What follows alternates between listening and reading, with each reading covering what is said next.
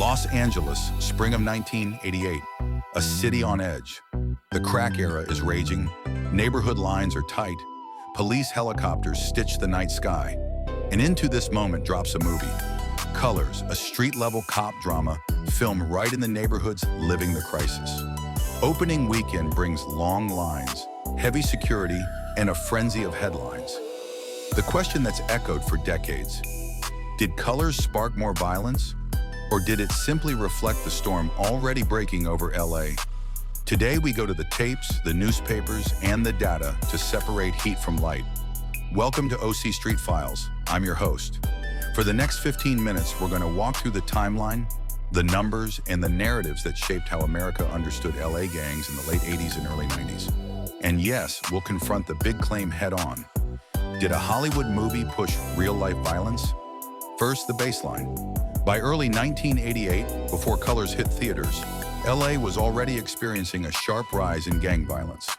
Newspaper year-end tallies would soon show that in the city of Los Angeles, gang-related killings jumped from 205 in 1987 to 257 in 1988, about a 25% increase. That's not me speculating. That's straight out of the LA Times January 10th, 1989 reporting on LAPD figures. And it didn't stop there.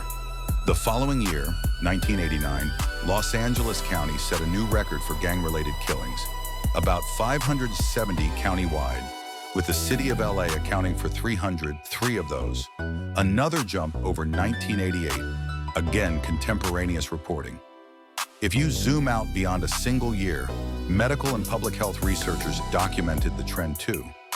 A peer-reviewed JAMA study that reviewed every gang-related homicide in LA County from 1979 to 1994 found that the proportion of all homicides deemed gang-related surged from roughly 18% in 1979 to 43% by the early 90s. Among black males ages 15 to 19, the gang homicide rate more than tripled between the early 80s and the 1989 to 1991 period. These were structural waves, not just one weekend spikes. Now Colors, directed by Dennis Hopper, starring Robert Duvall and Sean Penn, it portrayed LAPD gang unit work amid black and Latino gang conflicts, shot on real streets with technical advisors who knew the landscape. The film's content and the timing made it controversial before it even opened. Local reporting at the time chronicled heavy security at theaters and in some places, cancellations before release. Opening weekend saw a mix of calm and flashpoints. In Hollywood, LAPD detained suspected gang members after scuffles in the line for a late showing. The same weekend elsewhere in California, a man was killed and a teen wounded outside a Stockton theater where the film was playing. The incident led One Cinema to pull the movie. These incidents fueled the narrative that Colors was causing violence at the door, but pull the camera back. Despite fears, the film also had a quiet, strong opening financially. Sold-out houses without widespread disorder. The box office reporting that week captured the complicated reality. Sensational headlines. Yes, but not universal chaos. Here's where we ground the debate. If a movie truly caused a surge in gang violence, you'd expect to see an abrupt structural break in the homicide trend uniquely tied to its release. But the actual data show an already rising curve that starts before April 1988 and continues to climb for several years, peaking countywide and citywide in the early 1990s. City homicide totals hit record levels in 1991 to 1992, years after the film, driven by dynamics much larger than a single cultural product. Public health and criminology literature from that era points to interacting drivers. The crack cocaine market and its territorial conflicts, cheap, high-lethality firearms saturating street disputes, demographic bulges of high-risk youth cohorts, and policing strategies that sometimes displaced violence rather than eliminating it. Classic work by USC's Malcolm Klein and colleagues linked the crack economy to more volatile, retaliatory patterns of gang violence during exactly this period. State-level crime reporting and California DOJ compilations show broader violent crime escalation across the late 80s, even outside specific theaters or film weekends, again suggesting the storm was systemic. Now that doesn't mean Colors was irrelevant. It mattered in how the public and policymakers perceived the crisis. The film arrived as LA elites were calling for a tougher stance on gangs. In 1988, LAPD launched Operation Hammer, a massive, high-visibility deployment and gang sweep strategy championed by Chief Daryl Gates. Supporters argued it suppressed homicides. Critics argued it inflamed tensions, swept up many nonviolent youth, and fed a cycle of antagonism.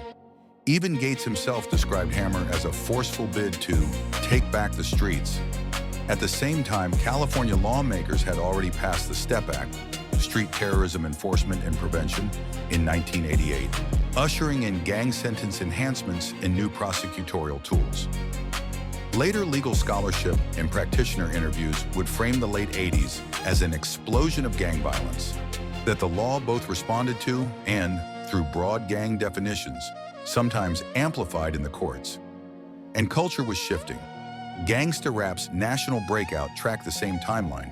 NWA's Straight Outta Compton also hit in 1988, embedding LA's street realities into America's headphones, while news cameras chased police crackdowns and sensational crimes in affluent areas. The ecosystem of media, policy, and market forces fed on itself. Here's the sober read. There's evidence of localized violence at or near some theaters showing colors. We cited Stockton, Hollywood, Detroit area incidents. Those are real, tragic, and documented. But sustained, citywide increases in gang killings are visible before and after the film, with peaks years later. Peer-reviewed epidemiology and criminology point to crack markets, guns, youth demographics, and enforcement regimes, not a single movie, as the main engines of the surge. If you're looking for a smoking gun, clear causal proof that colors heightened LA's gang murder rate, you won't find rigorous data that isolate the film from the wider storm. What you will find is a media moment that intensified attention, arguably shaped political will for aggressive tactics, and became a symbol of the era. That symbolic power is huge, but it's not the same as causation. By the mid-1990s, gang homicide rates began to fall from their early 90s highs. Multiple factors are credited: shifting drug markets, community interventions, police reforms, improved trauma care, demographic changes, and long arcs of prevention. The count stepped down through the late 90s and 2000s, with periodic reversals during national spikes, including the pandemic-era surge and partial decline since then. It's a reminder: violence is a system outcome, and systems change slowly. Colors is part of the historical record, a film that turned a camera toward neighborhoods already engulfed in conflict. It drew crowds, drew police, and drew fire. But the numbers tell us the rise in gang violence was a tide coming in long before the projector rolled. And it didn't recede just because the credits did. This has been OC Street Files. If you found value in the receipts, drop a comment with what era you want us to unpack next, and check the description for every source we cited. Stay safe, stay smart, and I'll see you on the next one.